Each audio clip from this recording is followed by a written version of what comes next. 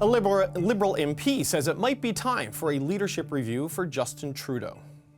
If you go from a majority government to a minority government, there's supposed to be a leadership review. That hasn't happened.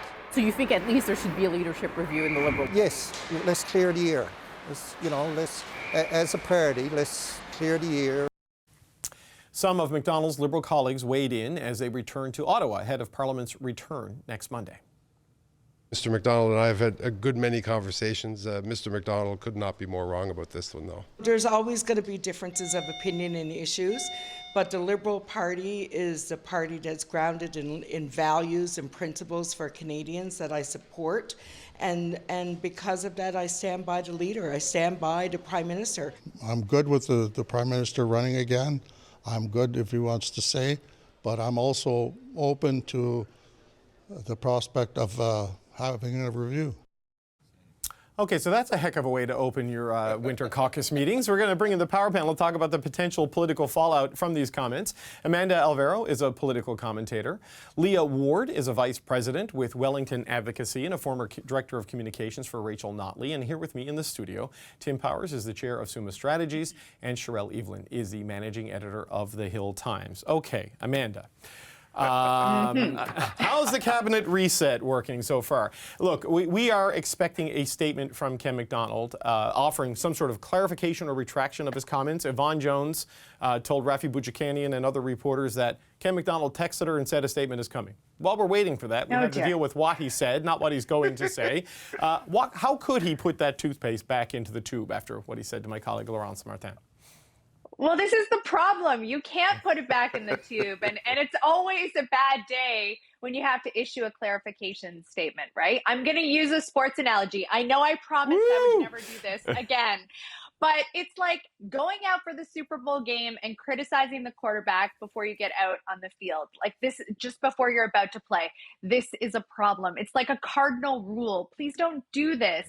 You can have the opinion. You're entitled to those opinions. And you can have those conversations in the confines of your own home. But to have these stream of consciousness type public interviews about the credibility or the viability of the current leader just seeds a doubt that, you know, the party has been really exposed to. And I think it just lends itself to a narrative that obviously the opposition parties have been clinging to as well. So it's not helpful. It's not a helpful day. And we'll all look with bated breath for that clarification statement, which will make it all right in the world. Yes, yeah, Tim, the clarification is definitely what's going to dominate the conversation on this one. But I mean, look, Pierre Poilievre has already jumped on this. He's saying, look, even Liberal MPs say Justin Trudeau is not worth the cost. Now, he's not saying he should step down, but he's saying maybe the party needs to do a review and consider things. I mean, what are the implications of all this? I'm surprised you didn't lead with, Amanda, how big of a pain in the backside are Newfoundlanders and Labradorians? She deals with two every week here, and now Ken from the Avalon, who both you and I know. Look, first of all, Mr. McDonald, this is not surprising from Ken.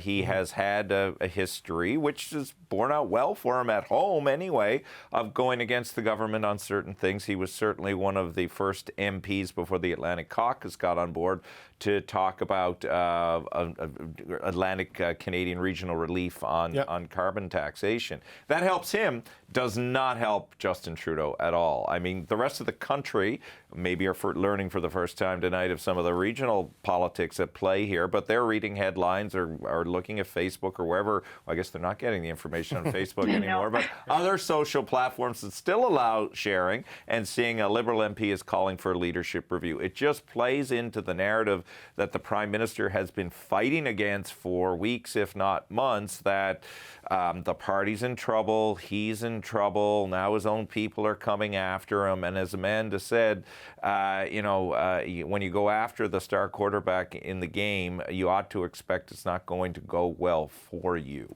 Leah, I wonder how you think this is going to play, outside of the Ottawa bubble. I mean, I was assured emphatically in the run-up to the cabinet retreat we just went to cover that all the talk about the Prime Minister's future was over internally, and then kaboom.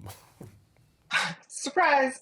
I mean, David, for me, it's like Tim was saying, it's not an unexpected move from someone like Ken.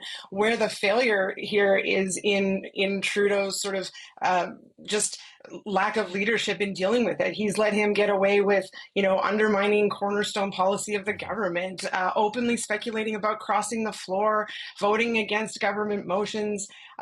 This is a government that, is determined not to make the same mistake twice. They need to make it 3 or 4 times before they learn their lesson. This guy's got to go. He's not saving them seats in Atlantic Canada. And he might lose it anyway, or he might walk away.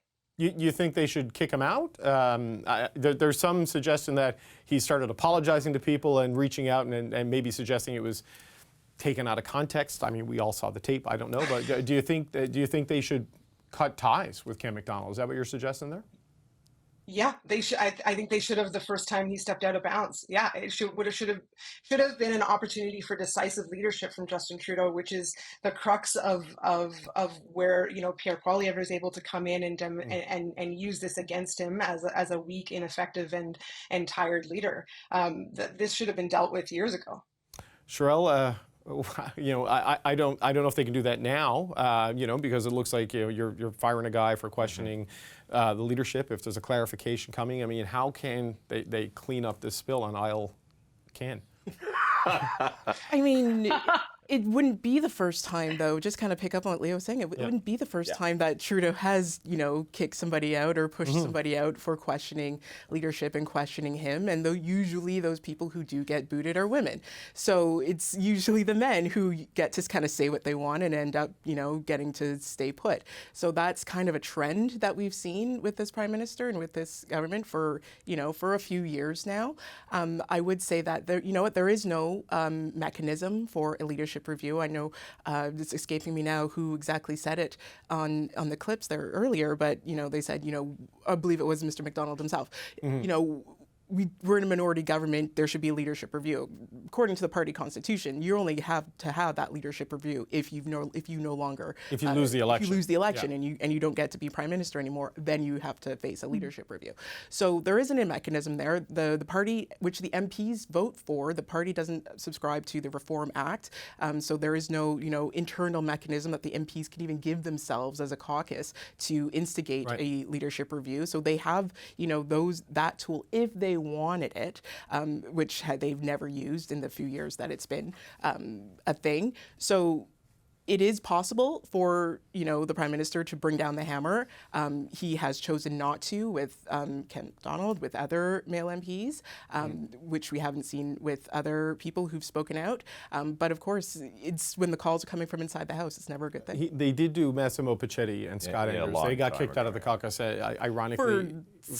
I know, but just putting those facts out there. Those are allegations of very inappropriate behavior. And as Amanda would know, but the difference, Leah and Sherelle are giving advice that maybe in a different environment would be taken or could be taken. But the thing is here, as Amanda well knows, you would be giving Ken McDonald all the power by kicking him out. You kick him out now, he can run as a sheepdog for the sheepdog party in Newfoundland and Labrador at any level and win, because he'll have been the person who stood up to Justin Trudeau. It's not clear whether Ken is going to run again federally or not, whether he may run provincially or not. I think the Prime Minister in this case, because of the MP's behavior, it's been habitual, is wise just to try and say, that is Ken. This is Ken. But again, doesn't take the bigger problem away from him. I mean, it was Percy Down, the former or current senator, former chief of staff to the Prime Minister Chrétien, who was making this similar argument, or a version of this argument, in December. When these arguments start to come in bunches, it's hard to put them back in the bottle. Well, and Amanda, I talked to a few people looking for their reaction on this today. One common thing I heard is that he's kind of saying publicly what a lot of Liberals are saying privately, that maybe we do need to consider this. We certainly saw that sentiment maybe going into the caucus retreat in London last year. And the other thing that stood out for me is, what the hell are you putting in the water out there in Newfoundland? Was the other more interesting question. But what do you think they will do and can do about Ken McDonald if he doesn't come out with a statement completely retracting this? Well, I totally agree with Tim. I think that the absolute wrong move would be to take an axe to Ken McDonald right now. I think that that would just play into all kinds of additional peripheral narratives about control and trying to silence people who have something to say or who have something to say on behalf of their constituents. I think it's absolutely the wrong message. I do think, though, like, listen, this is a leader who has said unequivocally that he's running. There isn't a leadership review. There isn't a mechanism, as Sherelle has said. It's not happening. So now is the time to get behind the leader and start to coalesce behind one focused and direct message. This is the purpose, we believe, of the retreats, the purpose of a communication that's unified. So for this to be the first thing out and for other MPs to have to take the position of defense is a really challenging way for them to kick off what should have been, brand new day when it comes to communications. So Leah, I don't know if Rachel Notley ever dealt with something like this when you were working for her, but if you were advising a leader of a party facing this, I mean, what would you recommend? If you're not going to do the kick-out option, which you said should be the first choice, what's the comm strategy here to try to make this go away? Is it just say that's Ken being Ken, or what? No, I mean, I stand by kick him out. That I think the only way Ken makes headlines is by being a member of government who's speaking out against government. An independent former member of the Liberal government in Newfoundland isn't going to make headlines for standing up against government policy. So I strongly disagree with the pushback on the kicking him out thing. But okay, I'll play ball. So if we're not kicking him out, then I think the Prime Minister comes out and says, similar to what we've been bouncing around, right? You know what, the point of this retreat is to come up with a game plan to go into the next election. We need to be more united than ever. We're gearing up for the fight of our lives. You're either in it with me or you're not, and put the decision back on Ken and sort of distance himself from it if he's not going to take decisive leadership action. Yeah, Sherelle, and as Tim mentioned, I mean, it seems almost certain Ken McDonald is going to run provincially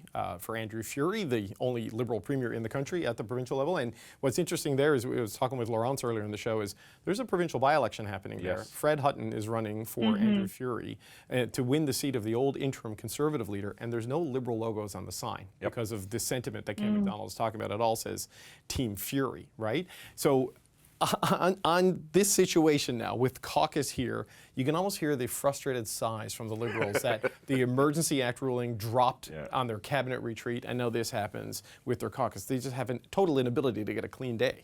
Yeah, it's like, I'm sure they're feeling like they can't catch a break, but some of it is, of course, of their making. Some of it is, outside forces.